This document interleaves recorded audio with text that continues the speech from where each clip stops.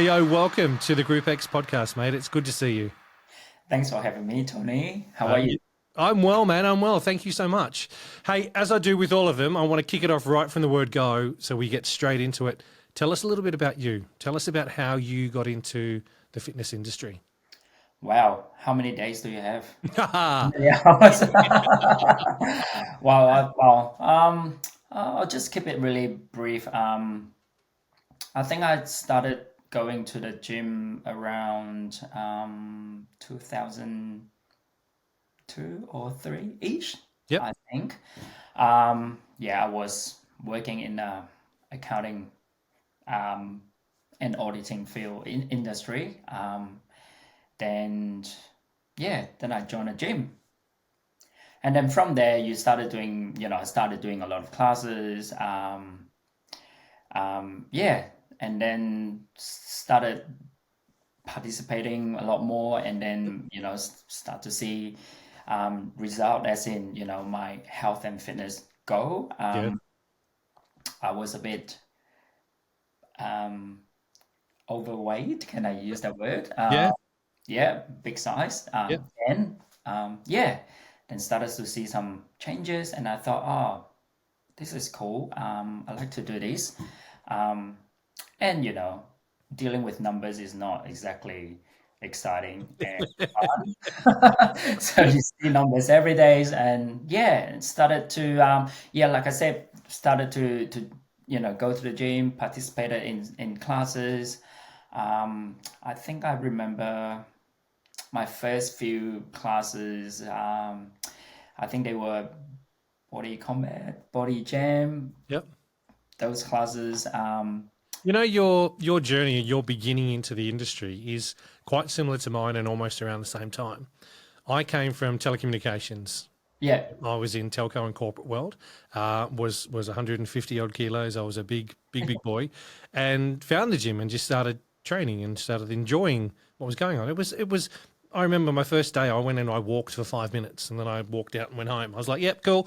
I've done some exercise." yeah, And then I did 6 minutes. Yep. And then I did 7 minutes, and I was on the treadmill for that long until I found that room that was downstairs.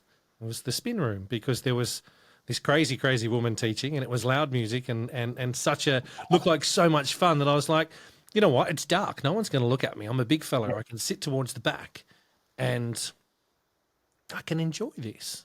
And I love the fact that for you as well, you come from corporate, yeah, and yeah. you jumped into the fitness arena, as I call it, and started enjoying what you were doing, but also because you started seeing results. And that's very, actually it's very it's a good feeling, and like felt like I've accomplished something. Yeah, Not that I had a big fitness goal or whatever. yep, But started to feel different and look different, obviously. yep. And then I still remember going to the first few classes, hiding behind bunch of people during the weekend, combat jam, those and freestyle step. Yep. Yep. But you chose some programs that are very technical. Yeah, I just chose a bike. You just sit there and pedal and don't do anything, man. For combat to be one of your first programs to get into, to even just participate, that's a big step. I mean, there's moves in combat that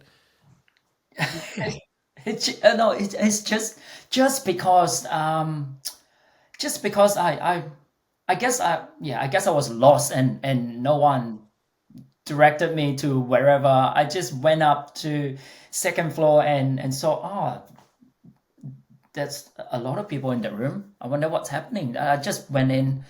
That's it. That's the beginning yeah. of group classes. I love the fact that we all start somewhere and everyone's journey is sometimes similar. Everyone's experience is unique. Yeah. And Yeah, I'm sure there's so many instructors out there that have probably done the same sort of thing. Walked into the gym one day and decided, yeah, okay, I'm going to sign up, or had the membership consultant, running down the street after you trying to sell you yeah, a membership to Fitness First or whatever it was back here in the day. yeah, But I think we all start in a similar sort of place where you just fall in love with what you're doing, the experience, the endorphins, the all of that that just compounds it all together, and we go, oh yeah, Yeah, okay, and it was, yeah, like I said, good feeling. Um, I was feeling really good and started to feel more and more confident each day. yep, And as in, like, yeah, it's just feeling coming from the inside, and then just like, oh, I actually can do this. yep. As in participate in the class, I actually can finish the whole class, and yeah, and Now, where was this at? Because you're not originally from Australia, are you? no, no, that was in KL, Kuala Lumpur, Malaysia. Okay, I'm from there. Yeah, so yeah, I was born there, raised there, and it's a very typical Asian family. I mean, not so much about that now, because back then everybody's like the parents, you know, we have to study, we have to focus on the academic side of, yep, yep, I wasn't very active then. So yes, yep. and hence, that explains my body, as in, Yeah, being, yep, yeah. yep.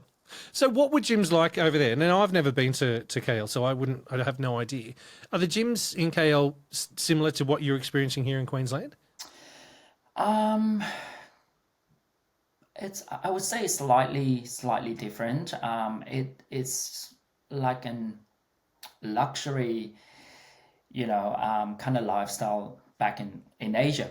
Okay, yep, Um, and the gyms are um, a little different, as in it kind of feels like, going to the gym feels like you are some status kind of, having a okay, status yep, kind of thing. yep, So it's a little bit different here. I feel like the gyms, I mean, people come to the gyms in Australia, they are, focusing on exercising, yep, workout, getting result, fitness. I mean, not that we don't do that in Asia. It's yeah, yep.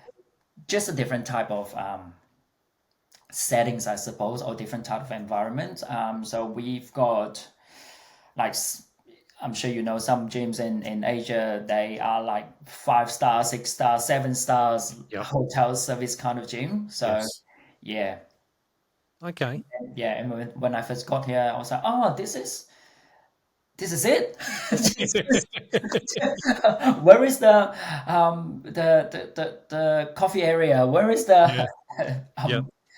there's no towers. Yeah, Yeah. things like So that. different. So different. Yeah. Yeah. Fair enough. That's cool. So, how did you then get into teaching classes? Was that overseas, or was that here that you got into actually teaching? No, that was in KL actually. So a few years after joining the gyms, started to feel more confident, and so one of the classes, I think is freestyle step. A group of us becoming, I mean, we become friends, and and we hang out, and the instructor kind of introduced me to, to kind of dragged me into that teaching field. Yep. Yeah, and then from there, that's it. That's the start of my So, Freestyle Step was the first program. freestyle step. Can you believe it? Oh, Awesome. So talk me to Freestyle Step, because I haven't. Man, I think people know on this show that I've done step before, but I tripped over the step before it began, and then sat it out and same. never, yeah, Yeah, never did. same. So Freestyle Step. You got to make it up on the spot. You've got a routine in your head. It's all layering. How is that all? How I suppose my question is the training for it. How is that compared to what you're used to now with the Les Mills stuff you do? It's things are a little bit loose in Asia. I mean, in KL, let's say, like say freestyle step. As long as you can get on the stage and come up with a routine Yep. that members like, that's it. You know, Okay. you gotta Yep. find your own music, and I mean, we don't have any licensing, music licensing issue Yep. like what we have here, with the whole original music and Yes. cover music thing. Yep. So Yep. over there, When I first started, it's all CDs. So you Yep. just need to Yep. buy a bunch of CDs Yep. and bring the CDs with you. That's it. I love that. That takes me back to that was obviously before the iPod, before the Yes, first ever yes, iPod that came out. yes. Yeah. Yeah, and it's cool when you can adjust the BPM on the Yes. player, and yeah, and Yeah. that's it. Everybody just went crazy Yep. with the speed, and yeah, Yeah. those were the Pitch it days. up, pitch it down, so it was either sounded like a Yes, chipmunk or yeah, yeah. sound like Chipmunk. Yeah, yeah. I remember at those days that because all we had was CDs to start with, that all I burn all my CDs onto my computer, and Yeah, then I'd make a CD for that week, and that was the same release or the same mix that I was going to do for every class that I taught. I just had that one, and I remember every CD had whatever the date of that week was, written on it, so I knew, yeah, okay, that was a good one. And some of them you get that you knew were really cranking ones because your members would be like, "Oh, I want to do the same we did last week," and then you look yeah, at the CD and it was completely scratched. yes, Yeah, all right, yes, need to do another. But I made sure I never brought the originals yeah, into the studio. It was like, no, let's keep them at home in case anything ever goes wrong, and yeah. just put it on the computer to. Yeah, I think I remember when I first started teaching, I didn't have a computer then, I think. I asked my friends to burn the CD Burn. for me. Yeah, Burn, that's the yep, word, burn CD. yep, Yeah, different songs, different city, and yeah, well, yep. no one cares about copying CDs then. Not back then. No, did we? I don't know. No, no, no, no, no. We were just making a backup. Yes. Yeah, we're making a backup of all of our favorite tracks on one Yeah. CD. Yeah, that's what we were doing. And you have a backup of every single Yeah, CD you have from yeah, your friends. yeah. And multiple. I had multiple friends, so we had to have multiple. It's Yeah. exactly. And then your CD bag will get bigger and bigger each day. As Yeah. you, yeah, and then I remember a very good trainer presenter friend of mine back in the day accidentally left her CD bag uh, next to my bag, and we accidentally took the wrong one home. a Yeah. backup. I remember that weekend. I all of a sudden started teaching so many different programs that I hadn't been trained in. Oh, we shouldn't talk about that stuff. That's not allowed. No, no, no, no, no. Yeah. No, that was in the olden days. Olden Yeah. days. We don't. That was 20 something years ago. We don't do that anymore. No. Well, you can't anyway with all the digital download stuff these days. Oh So yeah. No, you yeah, can't. Yeah, not possible. exactly. This is the Group X podcast. So, mate, what was your next program after Step? What did you then go and train in?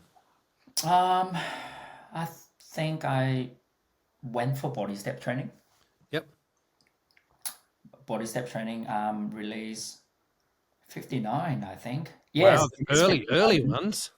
It released 59. Yeah, Yep. that was my first Les Mills program. And what did you think compared to your freestyle step compared to this new pre-choreographed stuff that was over here? What was your initial reaction with both of them and the training you'd gone through for both? Yeah, I think back then there was a demand. I think it was a new program in Asia. Yep. They started, I mean, Fitness First started introducing, I think, bringing in Les Mills around that time, Yep. and started seeing demand. So obviously, they needed more instructors. So a bunch of us that were teaching freestyle step went for it. You know, to do body step. Training. Yeah. Yep. I found it when I went for the training, I found that the program is I don't know. I just feel like I like body step, Yep. and I also like freestyle step at the same time because they give me different.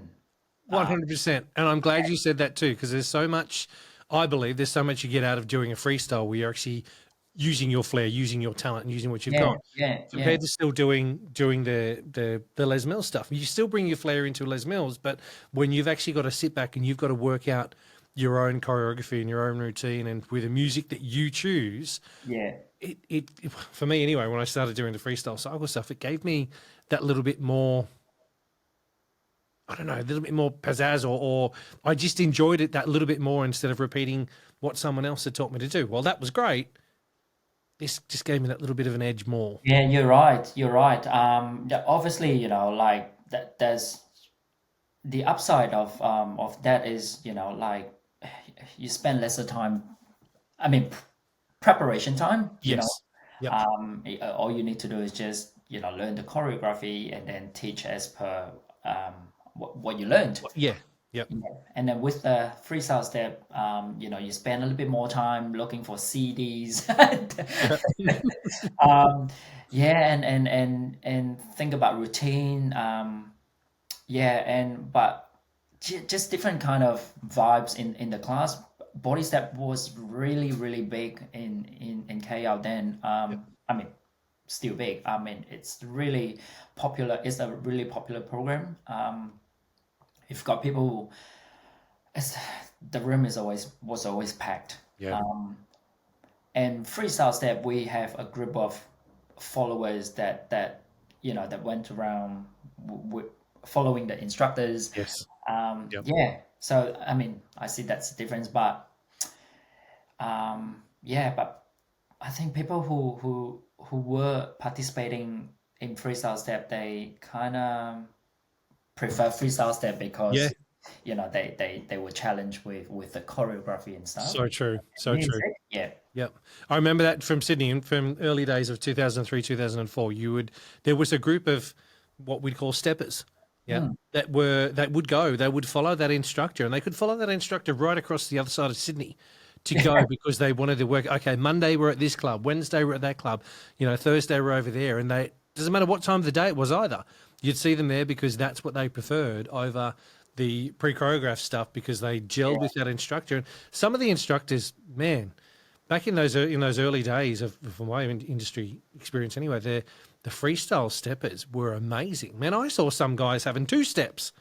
As I said, I tripped over one, let alone seeing guys, chasseing over one and then the other, and like what the mate? But they were amazing, and I think I think they still are if they're still out there teaching. They're a point of difference in the industry as well. Yeah, it brings back memory, like multiple steps in the room, different shapes, circle, rectangular, whatever shape that you think of, I just feel like that freestyle step was kind of like a cult, People just follow it. Yes. And it's like a community on its own, and and we were having so much fun as we became good friends, and it's like a step family. Yes. I like it. Yeah, when we walk into the gym, people say, "Oh, look at them, the steppers, here they come." Yep.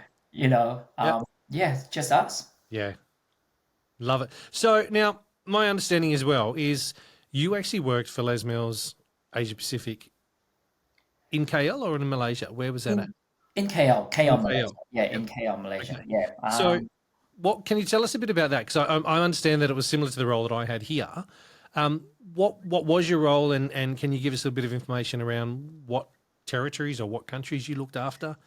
So I was BDM, business development manager. Yep. Yeah. So the territory that I was looking after, I think was Malaysia, Singapore, Philippines, Brunei, Maldives. Sorry, what now? Say that one again. Maldives. Did you have to go? I've been there a few times. You are kidding me. On a business trip. Sure, yeah, sure. It was a business trip. Yeah, sure. I think that's it. 1, 2. Yeah, if I remember it correctly. So, yeah. So, business development manager, meaning that you were, you had clients that you needed to look after, work with in order to make sure licensing was working okay, as well as telling them about new programs and that kind of stuff. Yeah. Did you enjoy it? I enjoyed it. yeah, Yep. I love that. I love that I was able to meet a lot of people. Yep. You go into different gyms, you meet different gym owners or Yeah. operators. Yeah, and then you kind of, you know, I was able, in that role, you were able to share um, solutions and licensing's a part is, like you were able to connect to people on the ground Yep. and understand their needs and kind of suggest solution, I Yep. suppose. And Yep. yeah, That's one thing that I have fond memories of and thoroughly enjoyed my time. The almost 5 years or 5 and a bit years that I was there was, as you said, you'd be traveling everywhere. I mean, for us, it's only here in Australia, so I was looking after New South Wales and WA at that time. But traveling around and every club was different. Yeah. yeah, Every club you'd walk into had a different vibe, a different feel. The owners were unique in their own way, and every club had their own challenges as well. Every club, man, the biggest challenge we know we've all got is finding instructors. Yeah, that's the number one challenge that I think is going to be around until the end of time. I think it's yeah, always going to be the way that it is. But walking into a club and then finding out a bit about them, understanding who they are, how they operate, how their business operates, and then work on solutions with them. Not so much just throwing, here's a new program, this is going to fix, but yeah. working on, okay, what's not working? Within your four walls here, what is working and what's not working? And that to me was something that I really enjoyed during my time. It was the experience of meeting people and working with them. Yeah, me too. And that's probably the best part of of I mean, in that role anyway. So yeah, like I mean, big chain they have their system. Yeah. The best part is to go into the individual you know owners. I mean, individual gyms and yeah, and operators. Yeah, and just understand, really talk to them. And just understand Yeah. what they need from us. Yeah. This is the Group X podcast. How did the opportunity come up for you to be on the trainer presenter team? Because was that around the same time as you were in the BDM role? No, no. Was it? So I think that was 2008, I think. Yep. And we, as in, Asia first launched Body Attack, I think, release 50. That was my third program. So second program is Pump, and then third program is Body Attack. Okay. So Yep. we launched release 50 in Asia. Yep. Yep. And yeah, and I think Carly Gates was one of the training managers there. Training manager. Yeah. Yeah, Yep. I think so. And she was also working for the Fitness First group in Asia, Yep. but I can't remember the timeline. But Yeah. Yep. yeah, so I think they had an audition. I went in, and yeah, and I started as presenter for Body Attack. Yep. Yeah. How was that audition? How was that process for you? Had you done an audition like that before in front of someone like Kylie Gates? As we know, Kylie Gates is the absolute queen of what we do. Yeah, it's the way that I'd like to describe Kylie. She's been around. She's been around for a long time. She's got so much experience and so much knowledge, and she loves to share it with people, which is absolutely fantastic. But how was that experience for you to audition in front of her? Was I was very nervous, and it was frightening. Actually, I haven't. Brilliant word. Yeah, coming from a corporate background, I have no idea what that was, and yeah, and no one, like, yeah, you just went in. I just went in, and of course, I mean, I was fortunate enough to have a lot of mentors guiding me along the way. From as a trainee to an instructor, and then along my journey. Yeah, so I was fortunate enough to have had that guidance and help. Yep. Yeah, but the audition was nerve-wracking, and You yeah, obviously nailed it though, man. Of course you would have. I would like to think so. Oh, you're so humble, aren't you? Oh, that's brilliant. Yeah, I think that was 2008. Yep. I think Many moons ago. many moons ago. As Yeah. you can see, I can't. I have bad memories, as you can tell, because that No, look, was I more think than 5 years the ago. fact that you remember that it happened, that's the good thing. It's when you forget that it happened and you're like, hang on, how did I get here? Yeah. That's when you need to worry.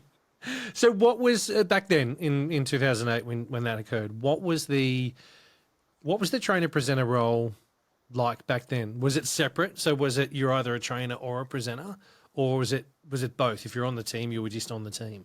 No, I started as a presenter. So I think back then you have to start as a presenter before. I mean, trainer is like a top of the. High level. Yep. Yeah, like you start as a presenter after presenting for a few quarters, and then you get the opportunity to be a trainer. Yep. Yeah. Yeah, it was a separate role then. So of course, once you are a trainer, you are a presenter as well. Yes. Yep. Yep. Yeah. Okay, so presenter was coming first in the trainer role, which makes sense when you think about it. Yeah. Did you have a favorite Program? program or role within trainer and presenter? Oh, they are actually I love them all because you're just doing different things, as in Yes. delivering different say presenters, you presenting the content at the workshop, Yep. and then you get to meet a lot of people. That was also the one of the best part of the roles, because connecting with people, it's I mean, all of the group fitness instructors, that's I think that's deep down, that's what they like doing. Yeah. Talking to people, Yep. connecting with people.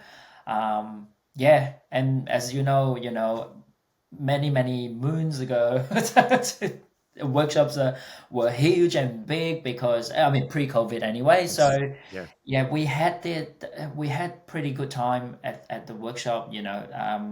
Talking to people, connecting, Yeah. sharing what we love doing. And as a trainer,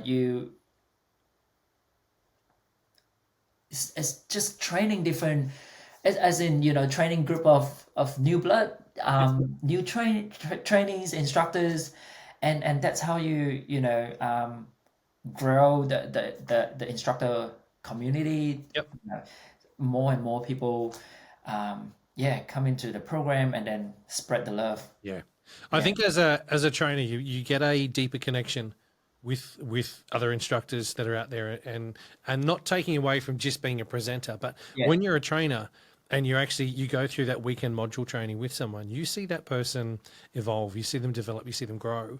And then every time you're at a quarterly workshop presenting, you see that person again and you see them grow more. And I think it's the deeper connection that you have that, as you're saying, is an experience where you'll always remember. Yeah. As participants, as newbie instructors, we always remember our trainer. Yeah, we always remember the first trainer, the first track. You always remember that stuff. And as you guys are trainers, you trained so many people. You don't remember them all. You might remember a few, the occasional. And if you're remembering them all, I think it's absolutely fantastic, because you've got a better brain than I have.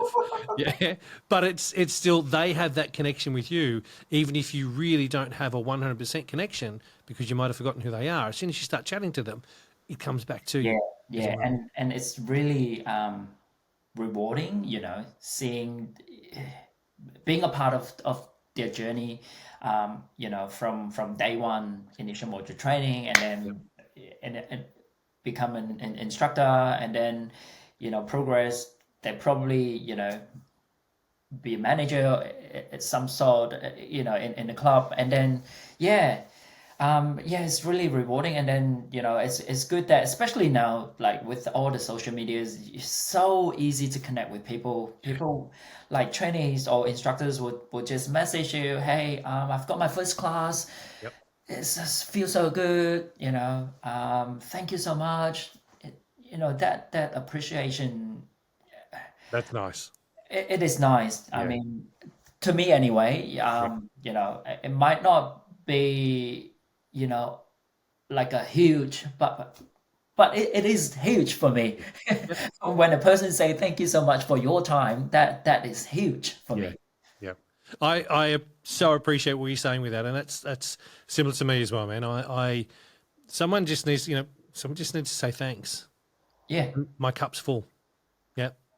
It's whether you've helped them with an old lady crossing the street as an example, or whatever it may be. As soon as someone says, "Hey, you know what? Hey, thanks so much," it gets a smile on my face. That's where I think that's how I I regenerate my energy and yeah. you're right. That two words actually is very powerful. They're very powerful. Like sometimes I feel like we don't say enough. Yeah. Yeah. And- Makes sense. Yeah, and we kind of, I don't know, like sometimes I feel like, oh, I'm kind of taking it for granted. I should have said whatever, like Yeah. thank you, or Yeah. yeah. It's And nice then, to hear, man. It's very nice to hear. This is the Group X podcast.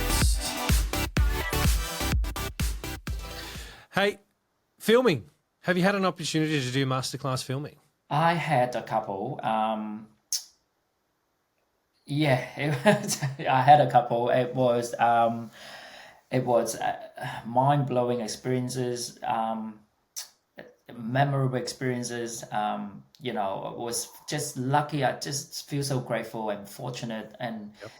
to be invited to be a part of the filming. Yeah, for Body Tech Yep. and Shadow for Body Step Ones. Yeah. Yep. So your body attack experience for filming, what release was it? It was released 86. Okay. That was my first official release. Yep. Because I was in 83 shadowed, I think one track. Yeah, because I I just went to Auckland and bumped into Lisa, and then she's like, "What are you doing here? You are going to shadow that track." I was like, "What?" I'm like, I'm I not love even, that. I'm not even prepared. I need to talk to the training manager. What should I do? She's like, "No, just come on, and we've got shoes for you. We've got, just wear this. Just come on that track. That's it." Beautiful. That was 83, Yep. I think, and yeah, and then yeah, and after that I was invited to be a part of 86. Yep. Yeah, and many years later, 104. Yep. Yeah, and that's So it. talk us through 86, man. Talk us through the experience you went Oh through. my God, 'Cause that that's filmed in Studio One, yeah? Studio One, yeah, With a live audience. with the live audience. Yep. Yeah. So, come on, tell us a bit about that. Give us a bit of information about what you went through in your whole experience, what tracks you had, what you went through leading up to filming day. It was like teaching your first class. That feeling was exactly the same, Yep. teaching your first class. That excitement, that level, as the level of energy is just, oh my God, and the heart just the whole time. Yep. So, Yep. and in my head, I kept telling myself, okay, you can't, no mistake. You have to do this. You have to do this. You have to do this. This is, you have to say this, do this, whatever. Yep. As how we prepare for a class. And of course, as we know, this is like, like if you were 100% in your class, this is probably 500%. So, and that's what we were told. Like, you Yep. need to go bigger than you normally are. You need to go as big as you can. And I'm short, tiny. So yeah, I had to. I remember training a lot. I mean, as you know, everybody does, before filming or, leading up to filming, started training harder, eating healthier, Yep. cleaner. Yep. Lean eating. Yeah. Yep. Yeah, leading to that filming. Yep. Yeah, and we got our tracks there, I think, if I remember it correctly, Yep. or not. I might have. Oh, How long ago are we talking? Can you remember when this was? What year this was in? 86. That was seriously can't remember. So we're not talking 1986 here, people. He's talking release 86. Release 86. Release 86. So we are at release 120 now for Body Attack. Okay. So So that's a 40 release ago. so at least 10 years ago then. Yeah, when I Yeah. was still looking very fresh and young. We all have to age, and you've aged gracefully, my friend. So, we all do, especially us instructors. We age. and that's the reason why I shaved my. Well, I need to shave my head again, but there's a reason why I shave it. Yeah, you can see the That's why bald my heads are coming short. through. I might have. I can't really remember that part whether we got a CD or USB. Yep. Because 104 is just Dropbox, download that, Yep. and then you email saying that this is your tracks and you do this. Yeah. Yep. I can't remember about 86 though. Yep. I'm sure it will come back. That's all right. So let me see if I drag some of it out of you. You rock up, say on the Monday, or whatever the first day you get there. How many classes did you teach that week? How many preparation classes were you teaching? We leading up to filming, we did about 10 practices. Yep. About 10 classes. Live classes. Yep. So we got our tracks. I had track 2 and track 8. Track 2, track 8. Yep, that's correct. Yep. Yep. We had 10 classes to practice and to prepare, and all the classes were recorded for feedback. Yep. I remember after the live class, we went back to the LMI Les Mills International office, sit down and watch the video and get feedback about the track. Who was giving you the feedback? I think our coach was Mitt Thomas. Okay. Excellent. Yeah. Yep. And we were at 86. We had Amy Styles, Bevan, and Lisa, of course, and Claire, from Perth. Oh, Claire Thompson. Yes, Claire Thompson. Yes. Wow. Yeah. Yep. Yeah. So we two of us, we were like, oh my God, what are we doing here? Love it. I remember her track. She did so well. She had track 3 and 7. Yeah, but I had 2 and 8. 2 and 8. Yep. Yeah. How did the tracks go? Did you nail them? I think so. Yeah. I think so, but I remember we had some issue for my track anyway. Track 8, there was a bit of we were using CD. Yep. I think so. A few hours before the filming, we were in LMI office for a final run through with the CD. So in my track, now I can't remember the name of the track. Is Heaven something. Anyway, oh my God. See, I told you my memory is not. Show Me Heaven. Okay. Yes. Yep. See, it's coming back to you. Your memory's there. It's just a bit foggy. Yeah. Yeah. Just a little. Show Me Heaven. So when we were practicing, running through for the last time, there was a skip in the music. Oh no. It was like, what?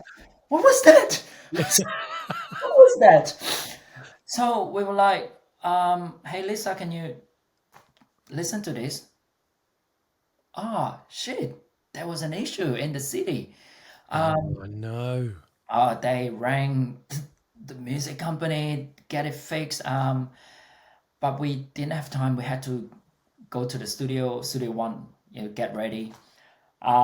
So so I remember when I came on for track number 8, they were still waiting for the city Oh no. to arrive. Yeah, so yeah, they played the first CD, the wrong one. Yeah.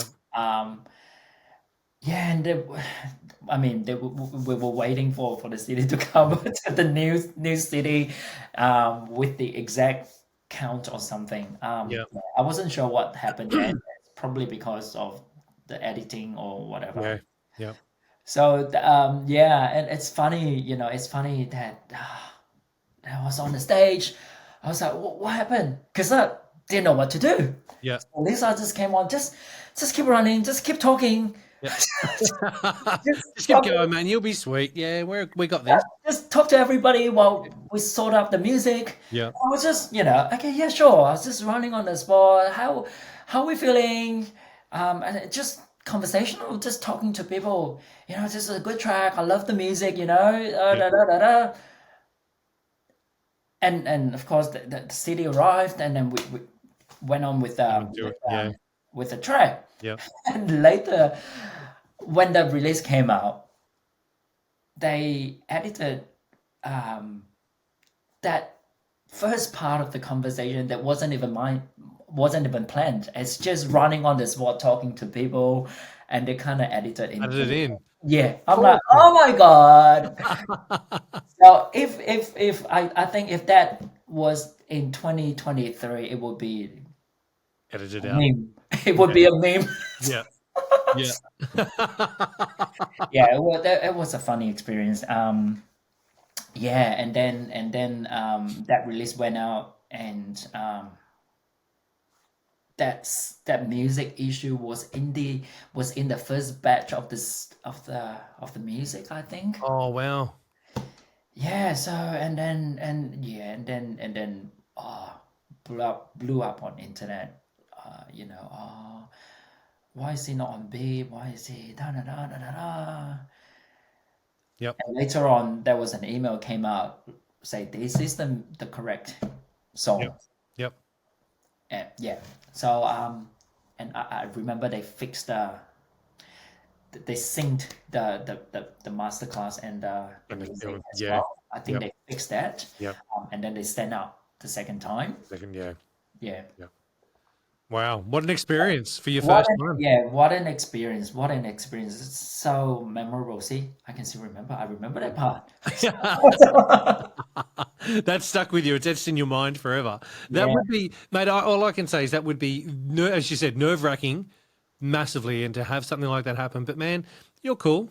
You're cool as a cucumber. You nailed it. You composed yourself. You got through it. You did it all. So, mate, from me to you, I don't even teach you tack, but you know what? From the whole community here, we're saying thank you.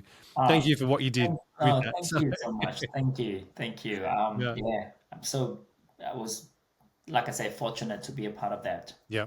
And so 104, where was that filming done at? It was in Shanghai. Oh, wow. Yes. That was another experience. I mean, it wasn't my first time to Shanghai. Yeah, but it was just different. Seeing so many people. Yep. I guess it's like the London release or the LA release that that they're doing this weekend. It just feel the energy is just everybody come together. How many people would there have been? In the presenting team, or For the attack in the crowd, the participants, how many do you think there were? I think we had about, I don't know, a couple of thousands. Wow. I think, because it was a huge. In China, everything is big. Yep. We got a big space, big stadium, a big Yep. stage. Yeah. The most amount of people I've ever taught to was 88 people. And that was at Club Lime in Canberra at Sizac, where they had 88 bikes. And for some reason, someday I rocked up and it was chockers. Man, there was people missed out. It was just like, oh my God, there's 88 people, let alone having a couple of thousand. I don't know how I'd cope getting up on stage and having that many people in front of you. You wouldn't know how do you connect on that level? Oh, you just try your best. Like obviously you can't really, you know, you can't really. First of all, you can't see their face clearly. Yep. Yeah. Yep. And number two is it's a new environment for us. We don't know their names. Yep. But what we, They know yours. I think the way we connected with them, we connected through the music, how we move, and then they were very supportive as well. They were cheering from the floor. Yeah. It's just, I think for us, I mean, I'm sure it's the same for you. When we teach a class, we're just feeding off each other's energy. Yep. Some days you rock up to a class, three people, and you still want to teach the class, but I mean, the energy level is different. Of course, you would do the same. You would do the same that you would normally do, when you teach a 20 people class. The same energy output, it's just slightly different because you are not getting much back. Yeah. Yeah. Yeah. So, and then the energy just bounce off each other, right? It's not, I mean, it's this is good fitness. We are relying on each other's energy, and when we have that synergy is just, it's like coming together. It's like a firebomb in the class. Yeah. Yeah. Feeding off on someone else's energy is infectious, as we said right from the word go. Walking in there, but man, that would have been an experience, and to walk out on stage to see that many people, wow. Yeah, it was. And we didn't have the luxury to practice 10 classes. So since we were flying, all of us are just flying some, from other countries has come in. We had a few days of rehearsals. Yeah. Yeah. Wow. So, mate, different sort of off topic from that for a second here. What do you love about our industry? Fitness industry. Yeah. What I love is you see people coming to the gym with different goals. Some people just want to feel good. Some people want to lose weight or whatever. But the ability, I mean, we are able to come together regardless of their goals or whatever they want. Yep. Instructors or not, as soon as you walk into the gym, as soon as you start to say hi to somebody, that's it. That's the start of something. It's like a common ground for everybody. Like when you walk into the gym, and I think it is a place that brings people together. Yep. Whether you are in your classes or not. Yeah. Yeah. Yeah. No, I agree with you on that. There's no hierarchy when you walk into a room. Everyone's on the same level. The inclusivity is there. You can be an overweight person. You can be a really skinny person. You can be a straight person. You can be a gay person. You can be a male. You can be a female. It doesn't matter. Anyone. When you walk into that space, you are nobody. Yeah. You are somebody, but you are nobody, as in you're just there with a whole lot of people. Yeah, there's an instructor up the front, and that's us. Yeah. We're up there, we're teaching, we're coaching them, we're doing whatever. But everybody that's in that room is just there, and whatever reason they're there, they're there. Yeah, exactly. And they're choice for us. Yeah. I mean, for the class, of course. Yeah. And I always like to remind myself that instructors are, I mean, we are the same as them. We just had a bit of skill training, that's all. And we're there to share with them. Yes. Yeah. We are no, as in, we're just there to share. Yeah. That's it. We have gone and learnt how to present this to you to get you engaged in what we're doing. Yeah. Yeah, But that's take it. that skill away, we're exactly the same as you out there. You know, if Exactly. I wasn't up here, there'd be somebody else up here and I'd be down there with you. Exactly. Yeah. Exactly. Yeah. Yeah. That's what I like to remind myself every Yeah. day. Like, you're a trainer. So what? As in, they don't care. Yeah. Yeah. They just want you to they just want to come in and get a workout and feel good about it, and that's it. Bye. Get on with their day-to-day life. Yeah. Right? Yeah. Yes. I love the fact when you look out there, you're up on stage and you look out, you have no idea what's going through someone's mind. You have no idea why they're there. Yeah, they could be there 1 hour a day. That's only their time. Where the other 23 hours in the day or whatever it may be, that they're in a bad relationship or they're single and they don't have a relationship, or work is 23 hours a day and it's 1 hour a day because they work at the stock exchange or whatever else it is. That's that 1 hour they've made a choice to come to your class as an instructor because they connect with you or they love how you do what you do and they want to be part of it. Yeah, and sometimes we are so quick to judge. Yep. Oh my God, that person has bad technique or whatever. Oh my God, that person is not smiling at me, is not responding to my cues. But the thing is, like what you said, there's so many things going on we can't see, right? Yep. We can't tell, we don't even know unless they tell you. Yeah. But they made an effort to come to our classes. Yep. They just want to be there. Yeah. They probably want to escape whatever for that hour to be there with us. This is the Group X podcast. I love you mentioned it before and you said, you may turn up and there's only 3 people there. Now, I actually prefer smaller numbers to bigger numbers because you're able to connect with those people. Yeah. Know that if even one person rocked up, I'd still do a class with them because they made the effort to rock up. Yeah. Could you imagine if you were that one person that rocked up and your instructor said, "Oh, no, I'm not doing it tonight. There's only one person here." How you would feel? Hang on a second. I've made an effort to come here to this gym and this is what I want to do. Exactly. And it's not my fault that there's nobody else here. That's the gym's problem to sort that out. But hang on a second. I've rocked up and Teoh, I'd really like to do a class. You know what? Yeah, it's going to be hard for you as an instructor, but it's rewarding for me as a participant because Yes, you're right. you gave me your time and I so appreciate that. And I'll guarantee you that I'll come to all of your classes because you went out of your way to teach me a class. You could have gone, "No, man, I'm actually, this is class 17 for the week and I've had a gutty, I'm going home." Yeah. But you've actually taught. And I think that's where, I'll probably get in trouble off people for saying this and people will get cranky at me, but I don't care. It's my podcast. If you don't like it, don't listen.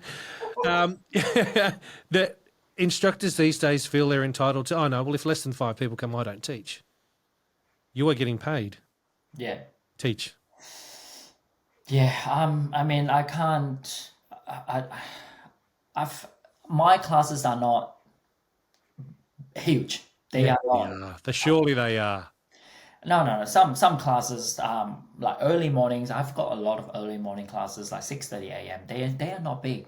Yep. They sometimes, for whatever reason, you rock up. You have 2 people or just 1 person, and members know because they I don't know. I think they feel bad for us, Yep. and they will say, "Hey, it's okay. I can just go on the treadmill. I can do something else."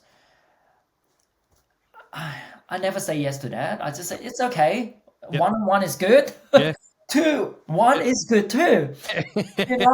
But of course, the more the merrier. But if we don't have that, that's okay too. Yep.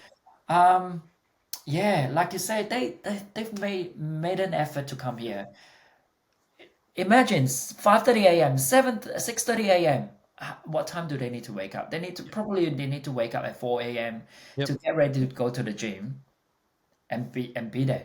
Yeah. I remember back in the day in North Sydney in probably 2005, 2006, Same thing happened. There was only one person rocked up, and they said, "Oh no, well, don't worry about it." And I said, "Well, no, I'm here. Let's go do a training session together. You know, whether it's in here, in the room, or we can go out on the gym floor, whatever it is. You made an effort to come. Yeah. I've got to hang around. I'm not just going to go and sit there and have a coffee. Let's go do something." And that person was so appreciative as well of the fact that, as you said, they made an effort to get out of bed. So did I. Let's go do something. Let's enjoy it. Let's enjoy the one-on-one environment. There's something that's a bit different. You're at a gym. There's thousands upon thousands of dollars worth of equipment. Let's use it. Yeah. Let's go. Exactly. Especially in the winter. Yes. In the winter, cold, bloody cold. Wake up. Yeah. Come to the gym. One person. Yeah. You can't say no to them. Yeah. Yeah. I mean, of course, they would understand, but yeah, no, I mean, I don't know. I mean, all we do is teach to people in front of us. It doesn't matter the numbers. I mean, of course, the more the merrier. Like I said, you feed off the energy. Yep. But hey, if you have got one person, you teach to the one person, your energy doesn't have to be big. Yeah. It's just like one-on-one trainer. Yeah. That's okay too. Yep. Yeah. Hey, is there anything about the industry that you dislike? Well, I think they're going to hate me. But it's your podcast. It's not Hate mine. me, mate, not you. I mean, it's not. I don't want to use the word dislike. I think it can be improved. Yep. Like to say some instructors, they probably be feeling like entitled, if that's a word to Yep. or they feel, I don't know. I mean, I've probably done that before 10, 20 years ago. Yep. But people learn, right? As you grow, you learn, and then you change your mindset. So I guess be kind to each other. Sometimes people can be very cruel. Yep. The way they talk to each other and the way they I don't know. It's just, I mean, they're very what was the word? They have Opinionated? yeah. Yep. Yeah. Yep. Yeah. That's the word. I mean, freedom of speech, yes, fine, whatever. But I think It doesn't need to be nasty. we can be kind to a lot kinder to each other. It's all about accepting each other, right? It's not we, say, if you have been teaching for 30 years, you always think about the first few months that you were an instructor. Your first class. Yep. Always go back to that. If your members had not accepted you, then Yep. You wouldn't be where you are now. yeah, exactly. Yep. That level of acceptance, I guess. Yep. I mean, we are, this group exercise is a community. Yeah. We're not there to compete with each other. Yeah. Sure, some people are better than each other. That's okay. Yeah. You could imagine if we're all the same. I know. No one would be different. No one would be there. No one would be standing. No one would be achieving. We wouldn't be learning anything further. Exactly. We're all the same. Members that hate it. Members that absolutely hate it because, what's the point of going? It's the same as that is. Same as that is. Exactly. I like what you're saying though. It's when if you're a brand new instructor or if you've been around for a long period of time, and you see a brand new instructor, give them some advice. Give them some help. Don't poo-poo them. Don't talk down to. Don't talk bad about them in any way. You as yourself, you started somewhere, and you weren't perfect when you first started. And I'm not talking you. I'm talking, you as the instructor that's listening. Yeah. We all started somewhere. My first class was a train wreck. My first couple of classes were probably the worst ever. But if I didn't have someone mentor me and didn't have someone, members in front of me go, Tone, you know what? That's all right. You're going to do better. I probably would have stopped back in 2002.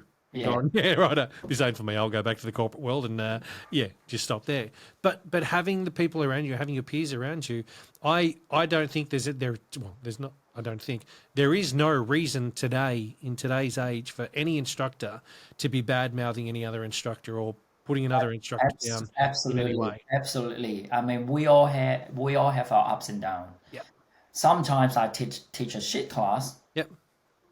But but that's okay, I mean, We have good days, we have bad days. yeah, exactly. I Yep. mean, I guess we just have to learn to what was that? To be kinder to ourselves, to Yep. love each other, to Yep. love, I One mean, thing that I'd like to say here to instructors that are, if you've been teaching for a while and you see a new instructor, reach out and offer some help. Yep. yeah, You I see mean, someone really struggling, reach yeah, out, offer some help. absolutely. The return, it's not. I'm not talking about monetary return, okay? Yep. The return of helping and seeing somebody progress, that is great. Yeah. That is rewarding. Yep.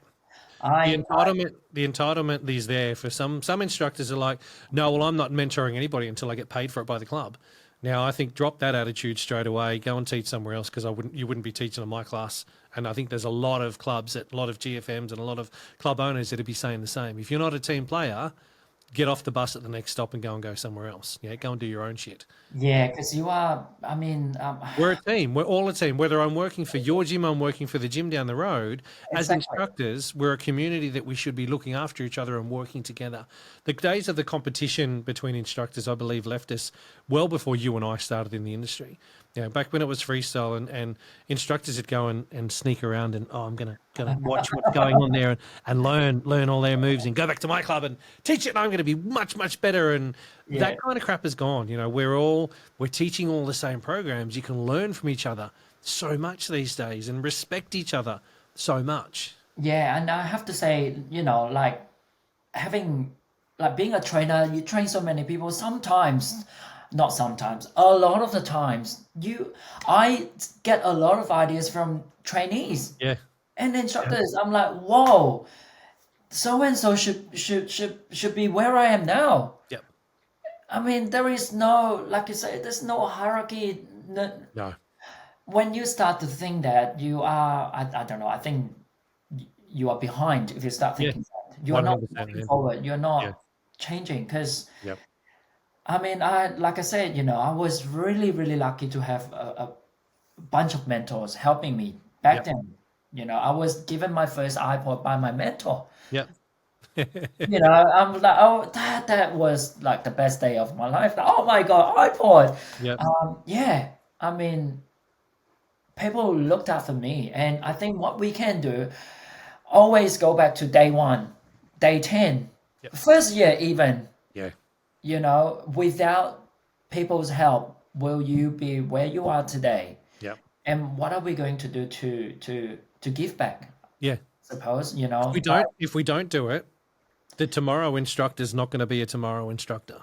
yeah, The exactly. next lot of And instructors coming through aren't going to be the next lot of instructors coming through because if we've got attitude and think we're the best, no, I'm not going to pass anything on to you, the yeah, industry's going to die. We're going to be out without a classes because more and more clubs will turn around. We're struggling with it now. There's not enough yeah, instructors out there. So let's work together. exactly. We are a community. We are a family, it doesn't matter where you are, who you are. This is group fitness, group exercise. Yeah. It's one unit, you know. We just need to look out for each other, look after each other. And also new instructors, if you're listening, do not be shy to ask for help or ask for anything at all. So true. So true. Please don't be that instructor that sits back and doesn't do anything. Have a chat to your group fitness manager. Have a chat to the person that's teaching after you, before you, the day after you, whatever it may be. Just reach out to someone. If you're struggling with something, reach out and go, hey, can I Yeah, help? can you help? Have you got some Please. time for a chat? Yeah, Whatever it may be. Go and buy them a coffee or something if you need to. it's You've got one of exactly. those self-absorbed people out there that are like, no, I'm so busy, I don't have time. Well, whatever. Yeah, I think Yeah, it's the way that you approach people, but I also think instructors that are out there that see someone struggling, offer them a hand. yeah, and also, Don't be afraid. They're not there to take your class; they're there to learn off you. yeah, exactly. And also, it's okay to share. It's okay to participate in other people's classes. It doesn't matter what programs. Yeah. Just go in there. I guarantee you will learn something new. Yep. I don't know. Whether or not you are a trainer or managers or whatever, just go and participate into someone else's classes. Yeah. New instructors, good. Yep. It's okay. Go to their Yep. classes. You will learn a lot of things. So, what do you do as a full-time gig? What's your full-time job these days? I'm a part-time GFM at one of the good lives on the Gold Coast. Okay. Yep. Yeah. It's because I mean that's the whole reason I moved from moved to Australia is to have a different lifestyle. Yep. And Shows when a bloody good place to have a different lifestyle. That's absolutely, when I first moved there, I was in Melbourne, and then I moved up here. This is like paradise. So, yeah, and then so part-time GFM and also contractor for lessons as well. Weekend doing workshop training. Workshop training. Yep. Yeah. So, with your GFM role, what would you say your biggest challenge is as a GFM? And not saying it, I'm not saying that this is a company specific, but more general role specific. What would you say is the biggest challenge you face as a Group X manager? One of the challenges I said is attendance. Yep. Class attendance. Everything. Not everything. I mean, a lot have changed after COVID. Yep. Yeah, members found new hobby, new love, new passion, whatever. I think the attendance kind of they are different. Yep. Compared to pre-COVID. Yeah. Yeah, and I just think it's good to look back, but also good to start having new set of data to look at as well. Yep. Understand what people really want. Yep. Do they really want to stay at home, or do they really want to do something outside, or and what can you do to bring them to group fitness, group exercise classes? Yeah. To do the classes. So, you think attendees want something different to what we're offering at the moment, or they want it delivered in a different way? I am still finding, I am still. I think I struggle to find that reasons or what they really want. Yep. Because some classes that used to do really really well before COVID, and now it's struggling. So and you think yeah, I mean I've been in this role just about a year. So Yep. yes, I mean it's different, Asia and Australia, different culture, different What I'll say, what I think that is starting to happen recently is participants are wanting it delivered in a different way. Now, I don't mean they want it delivered via video. I mean they want the instructor to actually engage in a different way than what that instructor has been before. So instructors that were teaching pre-COVID, teaching the way that they were back then, they now need to look to teach it in a different way in order to re-engage that member. That member had a year or 2 years or whatever it was, lockdown or the depending on where you were in the country, opportunity to train in a different way. And so they almost retrain themselves to train differently to what they were before. Yeah. And I think instructors that are doing the same as what they were before but expecting a different result haven't switched it on yet to realize that, okay, hang on a second, who's in front of me? What does that person in front of me want? And okay, how can I teach to them? So we go back to the whole model of, teach to who's in front of you. Yeah. Really engage with who you've got there to, as we know, if that person's engaged, they're more likely to recommend one of their friends or someone else to come and train with them. Yeah. Compared to if someone's just there going, oh, well, yep, this is what I've got to do. I'm doing my motion and thanks very much. See you later. Bye-bye. That was me doing body attack. For those that are listening and not watching, you wouldn't have understood that, but Tone's in the max here doing arm movements. And you just passed the audition. It was too many years of watching Rach rehearse, mate. She's one of the best. She was one of the best, mate. That's true. I shouldn't say that. That's better. Anyway, but no, I think back on track there for a second. I think instructors need to look at ways to actually engage who's in front of them differently. You know, whether it is that through social media as well. You know, instructors, you know, get your own following through social media stuff. You know, it doesn't cost much. It's almost part of. I think so many instructors these days are saying, "Oh, I need more money." You know, we should be paid a hell of a lot more than what we're getting. It's always going to be an issue, but start doing something different Yeah. to actually show where you're working. Hey, I'm doing this. The other instructors aren't. I've got my own following on social media now, and I've started to build this up. Therefore, you know, look at my attendance. Let's have a look if it's starting to grow. Yeah. Different things like that, thinking outside the square, going to upskill yourself. Oh, you haven't upskilled, you haven't done a name or whatever the latest thing's called these days. You haven't gone and upskilled yourself. Why not? Go and upskill yourself. You know, if you have upskilled yourself, go and have a chat to some other trainers, other presenters or trainers and presenters and see how you can do something different as an instructor to try and help with attendance. You know, I think attendance across the board, there seems to be a lot of chat and different, I suppose it's different pockets of areas of clubs that I'm chatting to have different style, different attendance. Yeah, and also it depends on, you know, the club's demographic anyway. Yeah, I guess, you know, that really good ideas out there that they just mentioned. I guess being an instructor, we need to be able to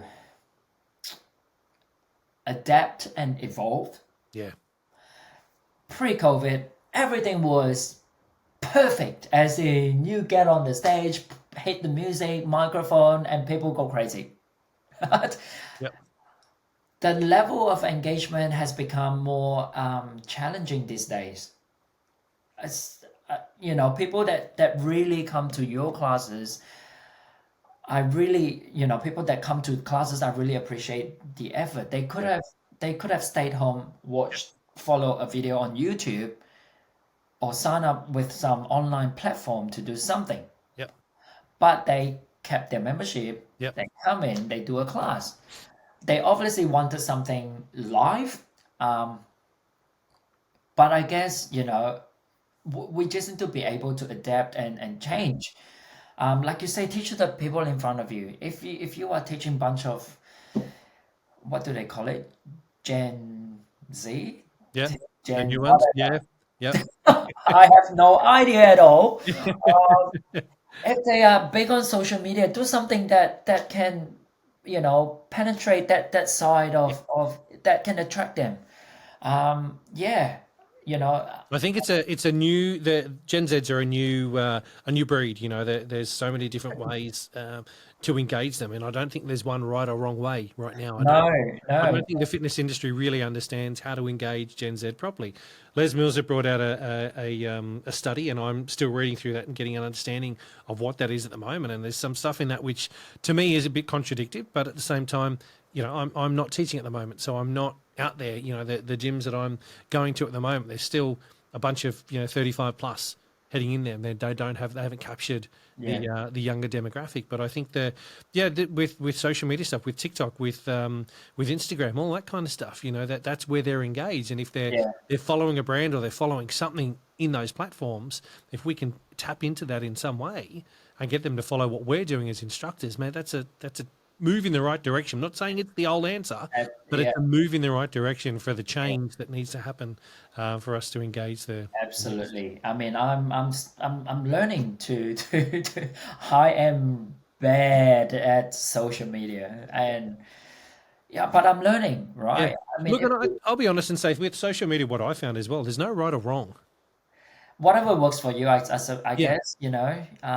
It's the hardest thing is to try and get followers, to try and get people engaged in what you're doing. Just spend money. There is that.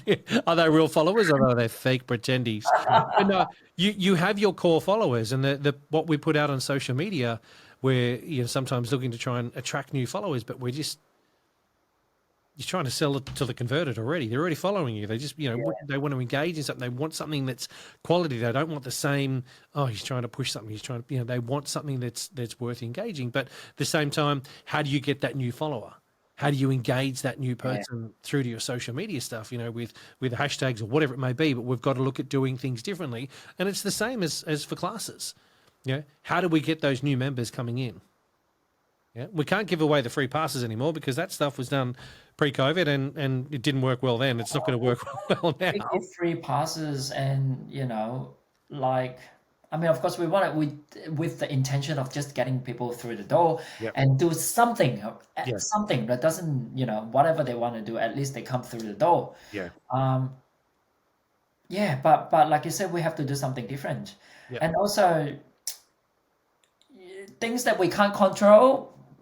Just do the things that we can control, I suppose. Control the controllables. Yeah, because sometimes we get stuck on, this we can't do this, we can't do that, and then turns into a whole negative energy ball, and then you started going out with negative. It's not a good feeling. Yeah, I hear you. Teoh, I want to say thank you so much for coming on and having a chat with me. No, I know you're nervous leading into this, but mate, that hasn't come across at all. So seriously, mate, thank you so much for sharing your time with me and your experiences within the industry as well. Thank you for having me, and I hope I did share a little bit, or I did contribute some sort of information. Oh, you did. Trust me, you did. I know that people are going to be engaged with this and want to watch and listen. So, mate, from me to you, thank you so much for what you do for our industry and coming on here and having a chat, mate. It's great. Thank you so much. Thank you for having me.